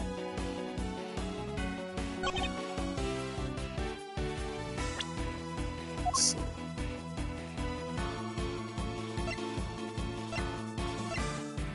I mean, would we have to do fingerprints on this? Well, that is, like, it wouldn't be on that, it would be on, like, the cartridge cases. Unfortunately, we don't have that. Well, if you present the gun... Present the... Don't present it yet. I took it off of it. On the description. You didn't tell me that. I wonder if you present that again. If it'll take you round to the cartridge cases that are still in it. Possibly. Or can you open it? Well, we already did. See this check mark? And there were 2 spent bullets. Let me see. Or his bullets would be on the laser thing that he switched over to.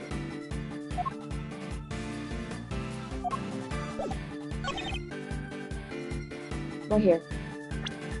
Yeah, this seems to be the... Nope.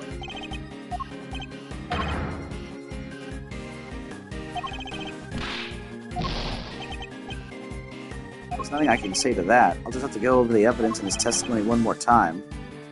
Let me see. 2 spent bullets. 2 bloody bullets.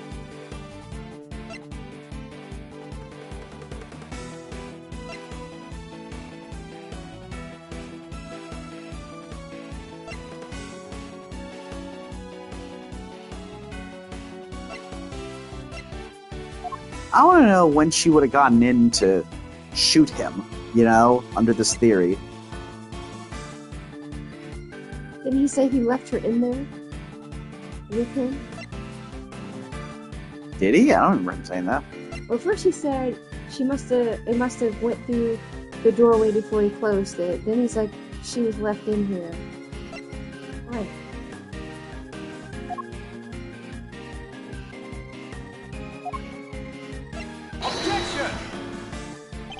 Okay. Oops. I thought maybe the fact that there were 2 gunshots on the outside. Maybe it's this one. What'd you present? The gun to the last statement. Okay. So we were on the right track, just wrong statement. Yeah. I have your proof right here. That's your proof? I think you've been working too hard, Edgeworth. Not the gun itself, the evidence it carries. Evidence that will prove once and for all that it does in fact belong to you. I'm looking forward to this. Go ahead, make your move. What's about to come into play? The Rook? Bishop? Not a pawn, surely. The evidence the gun will provide takes the form of fingerprints, because he even said he couldn't do any blows. Fingerprints, namely your fingerprints, Mr. Knight. Objection! My prints? Pah, of course my prints are on the gun. You handed it right to me when you gave the evidence. How could they not be on there? But no, they'd be on the bullets, because he does all the reloading. What if I told you there are prints on a part of the gun that you shouldn't have touched at any point? What? Where? You can't prove that. Oh, but I can. There is a place where your fingerprints can never have been left, if things happen as you say. Allow me to present the final piece of evidence that will bring our game to its rightful conclusion.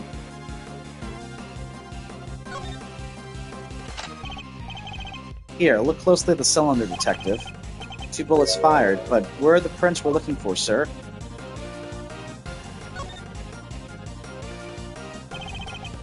You did indeed switch the guns when I handed you the evidence. But if that were all you had done, your deception would have been easily detected, because the number of bullets fired by each gun was different. There were 2 spent bullets in the gun we found. Yeah, but what about Mr. Knight's gun? We know that he fired 2 bullets from the stage into the balloon. And he fired another bullet into Mr. Rook, ending his life. So 3 bullets in total, plus the few odd ones he let loose in shock during our little game. And after each shot, he reloaded his gun out of habit. With his bare hands, of course. Ugh. Officer, where exactly were Mr. Knight's fingerprints found, the ones you mentioned in your report? Sir, they were found on the exterior of the weapon, but also on the bullets themselves. I'm not sure they could have gotten there just from me handing you the evidence, Mr. Knight. That's... And there we have it, proof that you did indeed switch the guns. This gun, the one which fired the bullet that killed Mr. Rook, is yours. And in taking his life, you were the true assassin. Oh boy. I didn't.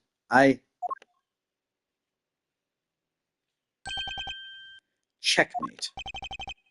No. Oh boy. Jeez. What the? What? His gun left his hands and hit a bunch of stuff on the shelves. I guess so. I saw the Badger. I was going to be the new chief of security.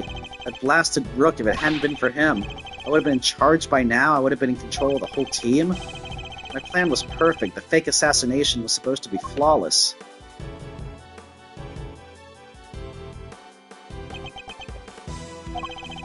Detective Gumshoe? Right away, sir. Curse you, Edgeworth! Our game isn't over yet. I'm afraid this is as far as we go for today. The next moves we play will be in the courtroom. But, it's not fair! It's not fair.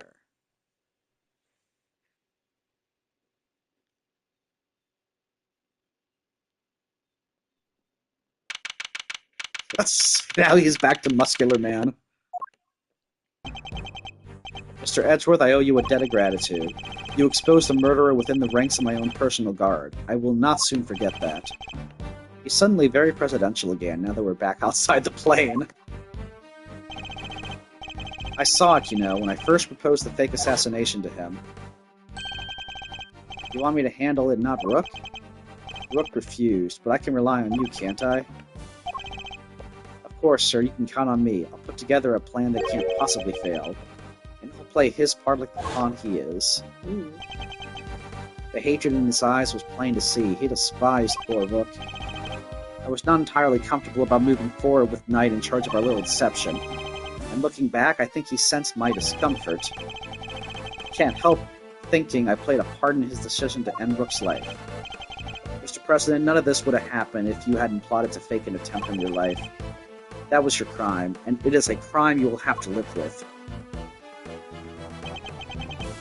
You are right. I can only apologize for the part I played, and I will no doubt be made to pay for my actions in one way or another. But I thank you nonetheless. You solved the riddle of Rook's demise, and for that, I shall be eternally grateful. Alright, now we gotta circle back to Shelley the Killer, because Yeah. something else is going on. Yeah, somebody wanted him to kill the president.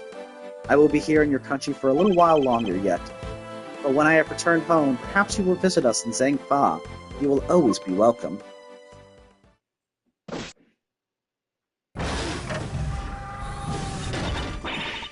Oh, thank you. Y'all don't know how grateful I am. Also, that ends well. Miss Lloyd, the accusation of murder made against you was, of course, entirely groundless. But the fact remains that you were a willing participant in the staged assassination attempt. The police will no doubt wish to speak to you about that matter. You should be aware that you may well be punished for your actions. I know, and I'm awful sorry about everything, truly I am. I understand your desire for a scoop, but there are limits. There sure are. I got me some serious thinking to do. You did it, Mr. Edgeworth. That was something else. Local prosecutor solves assassination conundrum, earns eternal gratitude of president.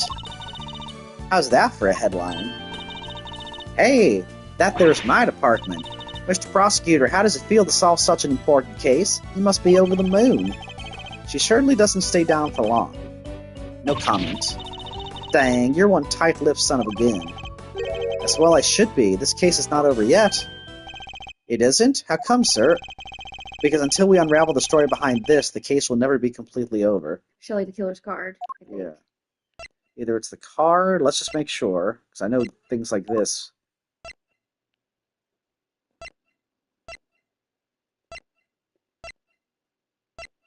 I don't know why Shelley's involved. Yeah. Take that! The Killer's calling card. Good job, babe. Mr. The Killer has yet to complete his assignment. You mean he might still be trying to murder... He might still try to murder the president. I hope I'm wrong, but if I'm not, this could all blow up into something more sinister yet. As one would expect with the attempted assassination of the president, the case was all over the news. And my preparations for Mr. Knight's trial were completely interrupted by requests from the press. There wasn't a person in the land who didn't know about the case. Everybody was talking about it. But in the midst of the frenzy that followed, nobody noticed that this was only the first move in a game far bigger than any of us could have imagined. I believe that. Yep. Turnabout Trigger. How long have you been playing? A while. It was a good case. I liked it. Yeah, that was a very good intro. I'm looking forward to seeing how the heck this all this all ends too, but I guess next time we'll do the captive turnabout. Okay, and maybe we can do that later today, but we need to go for a walk and be healthy and stretch our legs or something. Yeah. Oh wow. I'm not surprised. I couldn't stop playing that case. That was a good thing. That was a good intro. I'd put it up there with some of the introduction. I think the second Great Ace Attorney game, I think its first case was really good. where that girl was murdered, and we already knew she was an assassin. I mean, that had my interest immediately.